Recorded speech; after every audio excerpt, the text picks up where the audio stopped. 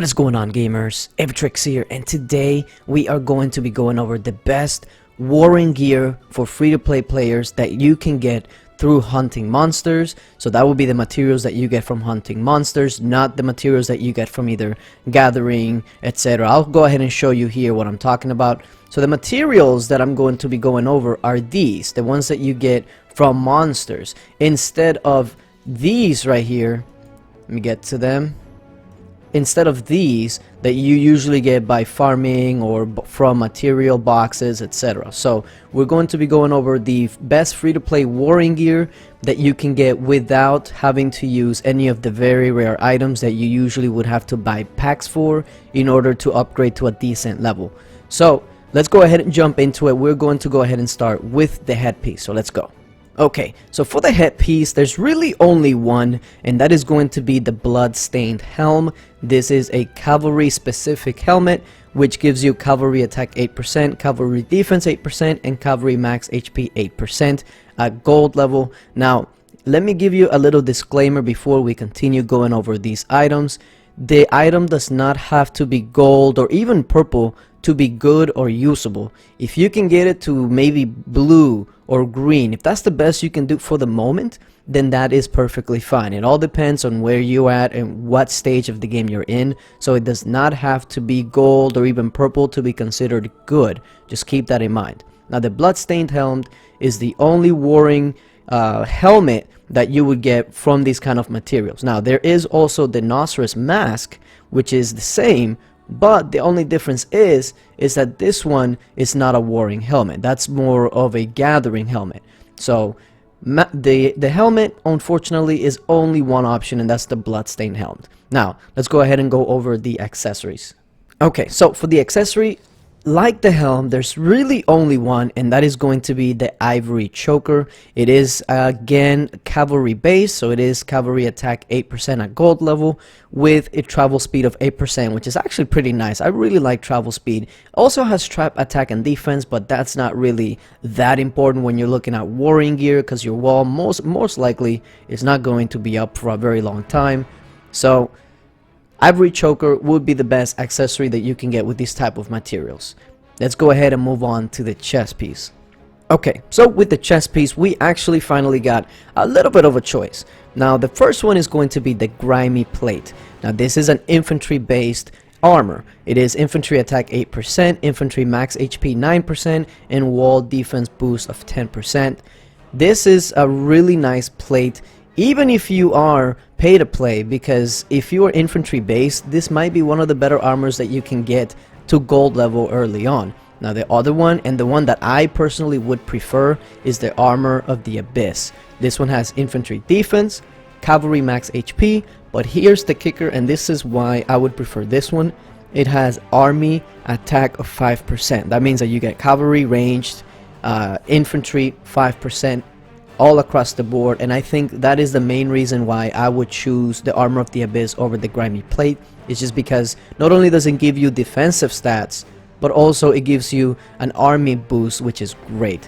Now, again, it also does depend on what type of army you are building. If you are mainly interested on infantry, then maybe I can see you going up with grimy plate over the armor of the abyss. But if you're just looking for an overall armor that would cover most of the bases, I would definitely, I would suggest the armor of the abyss. Now, let's go ahead and move on to the main hand.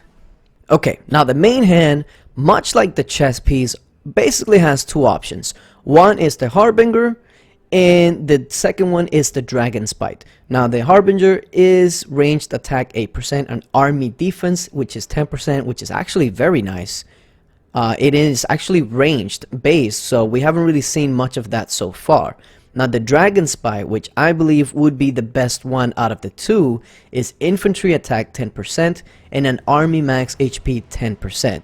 Now, the reason I would suggest the Dragon's Bite over the Harbinger is because I value army max HP more than I value armor or army defense, and most of the items that we have seen so far have been either cavalry or infantry, not much ranged. So if you're going to be basing your army off of the gear that you can create and be the best, I would say that the Dragon Spite in infantry slash cavalry will be your best option, not so much ranged.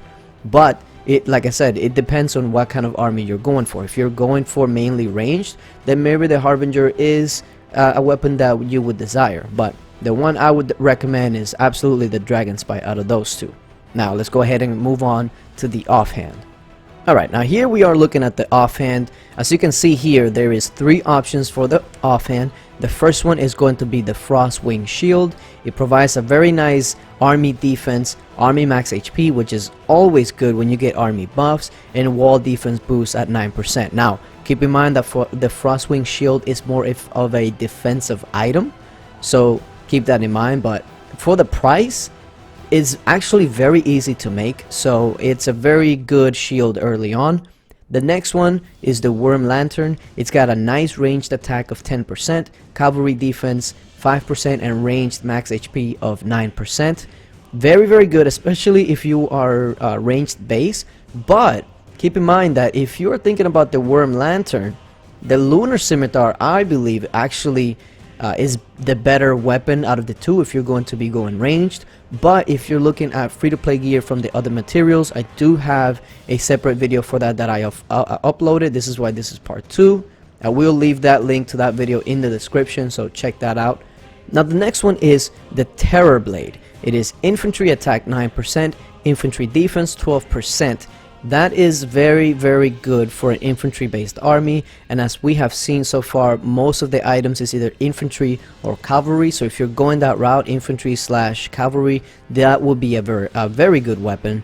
But I think overall, I think that the Frostwing Shield might be your better option, just because of how many army boosts it gives you, and that'll cover your whole entire army. So I value that over one specific type of troop. Army defense, army HP, even though it's not army attack, that is very valuable whether you're defending or attacking. So keep that in mind. But again, keep in mind what kind of troops you are going for or what you are going to be building before making these choices. Now let's go ahead and move on to the boots, because the boots is where there is actually quite a few choices, and there's going to be some things to go over. So let's go ahead and jump onto them. Okay, so here we are with the boots. There are 4 choices for boots, okay? Now the first one is going to be the Frostwing boots. It provides a nice cavalry attack boost of 6%. The others is kind of siege engine attack and wall defense boost. You're not going to really see much of that, but the cavalry attack is actually really nice. So if you can make that early on, I would suggest it. Corrupted boots is an infantry related boots, which is infantry attack 10%. And infantry defense 10%. It also has siege engine bonuses, but siege engine, you're not really going to be using any sort of siege. So infantry based corrupted boots is very strong. Now the honeycomb chaps, I think this is one of the better ones, but this one and the next one we're going to go over, it's kind of like a toss-up of what you want depending on your army. This one is cavalry attack 12%, ranged attack 12%, and ranged defense 5%. That is very solid, especially for an item that you can get without paying. Now, if you are cavalry and ranged base, especially ranged base, the honeycomb chaps is one of the items that you definitely want to get. But there is another choice that might make it a little harder, so let's jump into that one. Now, the last choice is going to be this one right here, the Winter Stompers. Very solid item. Cavalry attack 7%, ranged defense at 25%, which is huge. And here's the kicker, which will make it a little bit more difficult. Army defense of 13%. So it's really up to you depending on your army type. Winter Stompers or honeycomb chaps, it's gonna be up to you, or maybe depending on which one you can get more items of, maybe you can make both of them at the end of the day. It's a hard choice between these two. Personally, I would probably go with the Winter Stompers because I really like army defense. And if you're cavalry and ranged, this one also gives you cavalry and range bonuses.